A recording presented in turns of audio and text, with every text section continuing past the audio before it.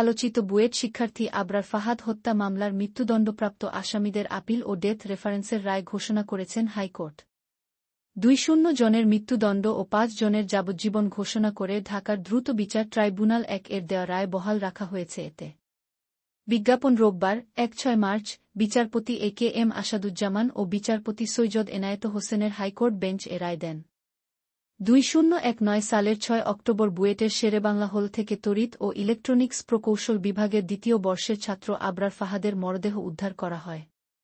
এ ঘটনায় আবরারের বাবা বরকত উল্লাহ বাদী হয়ে রাজধানীর চকবাজার থানায় ১৯ জনের বিরুদ্ধে মামলা করেন।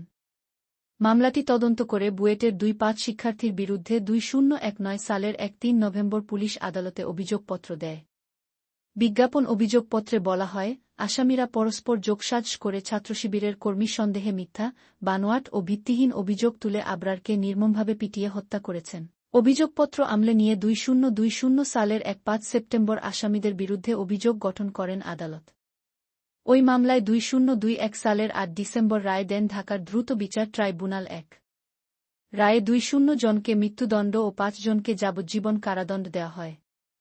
আসামিদের মৃত্যুদণ্ড অনুমোদনের ডেথ রেফারেন্স জন্য বিচারিক আদালতের রায়সহ নথিপত্র ২০২২ সালের ৬ জানুয়ারি হাইকোর্টের সংশ্লিষ্ট শাখায় এসে পৌঁছায়, যেটি ডেথ রেফারেন্স হিসেবে নথিভুক্ত হয়। ফৌজদারি কোনো মামলায় বিচারিক আদালতের রায়ে কারও মৃত্যুদণ্ড হলে তা কার্যকরে হাইকোর্টের অনুমোদন লাগে, যেটি ডেথ রেফারেন্স মামলা হিসেবে পরিচিত। পাশাপাশি দণ্ডাদেশের বিরুদ্ধে আসামিরা জেল আপিল ও নিয়মিত আপিল করতে পারেন।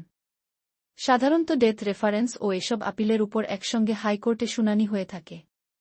বিজ্ঞাপন ওই মামলায় বিচারিক আদালতের রায়ের পর কারাগারে থাকা দণ্ডিত ব্যক্তিরা কারা কর্তৃপক্ষের মাধ্যমে জেল আপিল ও আপিল করেন।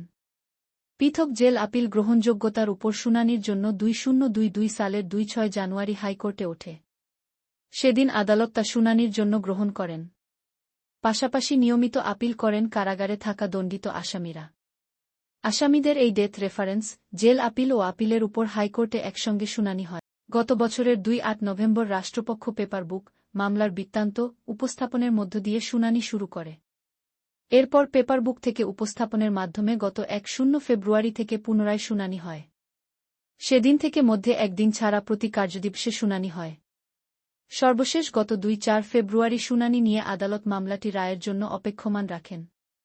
বহুল আলোচিত এ হত্যাকাণ্ডে মৃত্যুদণ্ডপ্রাপ্ত আসামিরা হলেন বুয়েট ছাত্রলীগের সাধারণ সম্পাদক মেহেদী হাসান রাসেল, সি বিভাগ, ১-৩তম ব্যাচ, সাংগঠনিক সম্পাদক মেহেদী হাসান রবিন, কেমিক্যাল ইঞ্জিনিয়ারিং বিভাগ, ১-৫তম ব্যাচ, তথ্য ও গবেষণা সম্পাদক অনিক সরকার অপু, মেকানিক্যাল ইঞ্জিনিয়ারিং, ১-৫তম ব্যাচ, সাহিত্য সম্পাদক Moniruzzaman Monir, water resources engineering, ১-৬তম batch, ক্রীড়া সম্পাদক মেফতাহুল ইসলাম জিয়ন, মেরিন ইঞ্জিনিয়ারিং, ১-৫তম ব্যাচ, উপসমাজসেবা সম্পাদক ইফতি মোশারফ সকাল, বায়োমেডিক্যাল ইঞ্জিনিয়ারিং, ১-৬তম ব্যাচ, সদস্য মুনতাসির আল জেমি, এমআই বিভাগ, সদস্য মোজাহিদুর রহমান, ই বিভাগ, ১-৬তম ব্যাচ, সদস্য হোসেন মোহাম্মদ তোহা, এমএ বিভাগ, ১-৭তম ব্যাচ, সদস্য এহতেশামুল রাব্বি তানিম, সি বিভাগ, ১-৭তম batch, Shamim Billah, marine engineering বিভাগ, ১-৭তম ব্যাচ, মাজেদুর রহমান মাজেদ, এমএমই বিভাগ, ১-৭তম ব্যাচ, খন্দকার তাবাক্কারুল ইসলাম তানভীর,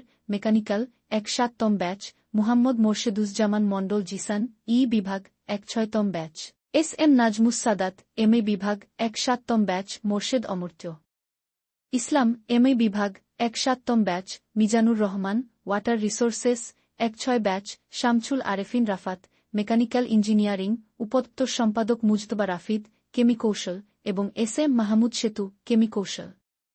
যাবজ্জীবন দণ্ডপ্রাপ্ত ৫ আসামি হলেন বুয়েট ছাত্রলীগের সহসভাপতি মুহতাসিম ফুয়াদ, ১-৪তম ব্যাচ, সি বিভাগ, গ্রন্থনা ও প্রকাশনা সম্পাদক ইস্তিয়াক আহমেদ মুন্না, মেকানিক্যাল, ৩য় বর্ষ, আইন বিষয়ক উপসম্পাদক অমিত সাহা, সিভিল ইঞ্জিনিয়ারিং, সদস্য আকাশ হোসেন, সি বিভাগ, ১-৬তম ব্যাচ ও মুয়াজ আবু হোরায়রা, সিএসই, ১-৭ ব্যাচ।